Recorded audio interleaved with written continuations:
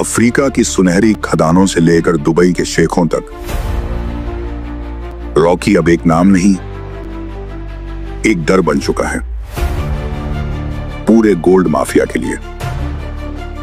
Rocky मरा नहीं है। समंदर की उस गहराई में जहां गोल्ड से लदा एक जहाज डूबा था, वहीं एक किंग ने जन्म लिया था फिर से। चैप्टर 2 का वो तूफान, ऐसा लगता है जैसे कल की ही बात हो। रॉकी भाई का स्टाइल, वो एक्शन, डायलॉग्स, मतलब सब पर एक अलग ही असर छोड़ा है। हाँ बिल्कुल, और उसी क्रेज के बाद जाहिर है अब सबकी नजरें केजीएफ चैप्टर 3 पे टिकी हैं, खासकर चैप्टर 2 का जो एंड था। वही तो, उसके बाद सवाल तो उठते ही हैं कि भाई आगे क्या होगा, कहानी कहाँ जाएगी। बिल्कुल, तो आज हम यही कोशिश करेंगे, जो भी जानकारी है, जो रिपोर्ट्स हैं, उनके बेसिस पर थोड़ा टटोलते हैं कि केजीएफ 3 में क्या हो सकता है, रॉकी भाई का क्या होगा, कहानी कितनी बड़ी होगी, और हाँ, इंतजार कब तक। चलिए इसी पर थोड़ी गहराई से बात करते हैं। हाँ, तो सबसे बड़ा सवाल तो यही है, रॉकी भाई चैप्टर 2 के एंड में हमने देखा वो समुद्र में डूबते हुए, एक परफेक्ट क्लिफ हैंगर था वो। पर फैंस कहाँ मानने वाले हैं। सोशल मीडिया देखो या कहीं भी, सब यही कह रहे हैं, नहीं रॉकी जिंदा है, कहीं छिपा है, एक जबरदस्त वापसी की तैयारी में। पर ये तो फैंस की उम्मीदें हैं, कहानी के हिसाब से ये वापसी मतलब लॉजिकल लगती है। देखिए, कहानी के नजरिए से सोचें तो एक हीरो का ऐसे गायब हो जाना और फिर लौटना, ये उसकी लेजेंड वाली इमेज को और पक्का करता है। ये एक तरीका है कहानी को आगे बढ़ाने का, सस्पेंस भी बना रहता है, उम्मीद भी।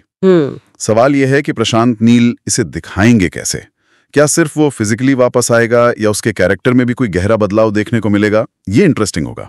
हाँ, क्योंकि सिर्फ उसका बच जाना ही काफी नहीं होगा शायद।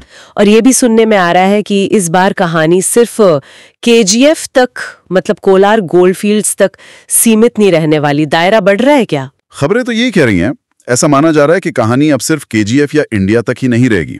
हो सकता है रॉकी का सामना इंटरनेशनल माफिया से हो या कोई बाहरी ताकतें हो। अच्छा। हाँ, ये अक्सर होता है बड़ी एक्शन फ्रेंचाइजीज में। स्केल अप करने के लिए कहानी को ग्लोबल लेवल पर ले जाते हैं, मतलब स्टेक और ऊंचे हो जाएंगे।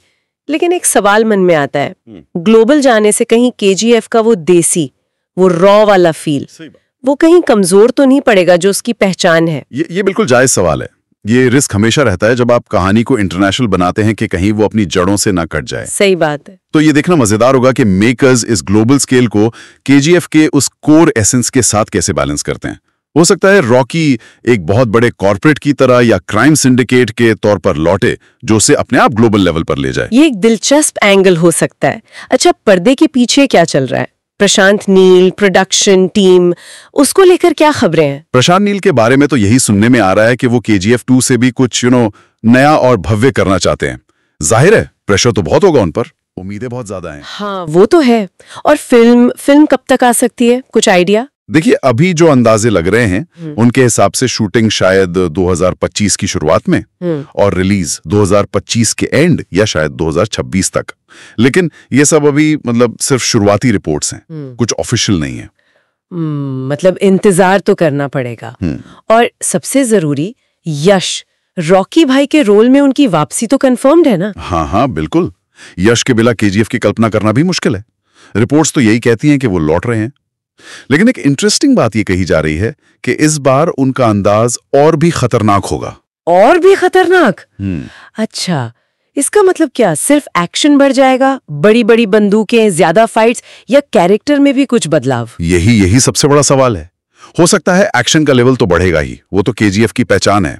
मशीन गन्स, हैवी फाइट्स, वो सब तो रहेगा ही शायद। लेकिन खतरनाक होने का मतलब सिर्फ फिजिकल ना हो सकता है रॉकी के कैरेक्टर में और ग्रे शेड्स दिखें, उसके फैसले ज्यादा रूथलेस हों, या उसका एम्पायर इतना बड़ा हो जाए कि उसे संभालना ही खतरनाक बन जाए। और वो इमोशनल कनेक्शन एक्शन के साथ वो भी बना रहेगा, क्योंकि वही तो केजीएफ की जान थी मेरे हिसाब से। बिल्कुल।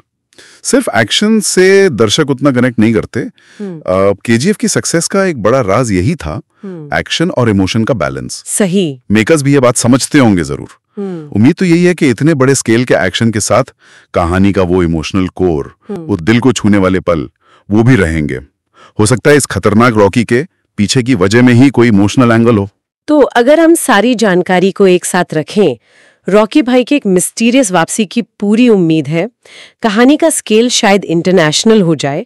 फिल्म 2025 एंड या 2026 में आ सकती है और यश ज्यादा खतरनाक अंदाज में देखेंगे, जिसमें एक्शन और इमोशन का एक तगड़ा मिक्सचर होने की उम्मीद है। हाँ, मोटे तौर पर यही तस्वीर बन रही है, जो भी अभी तक रिपोर्ट्स और अटकलें सामने आई हैं उनके आधार पर। एक आखिरी सवाल मन में रह जाता है, अगर रॉकी वाकई और खतरनाक होता है तो क्या वो हीरो की परिभाषा में फिट बैठेगा या कहानी उसे कहीं एंटी हीरो जोन में ले जाएगी?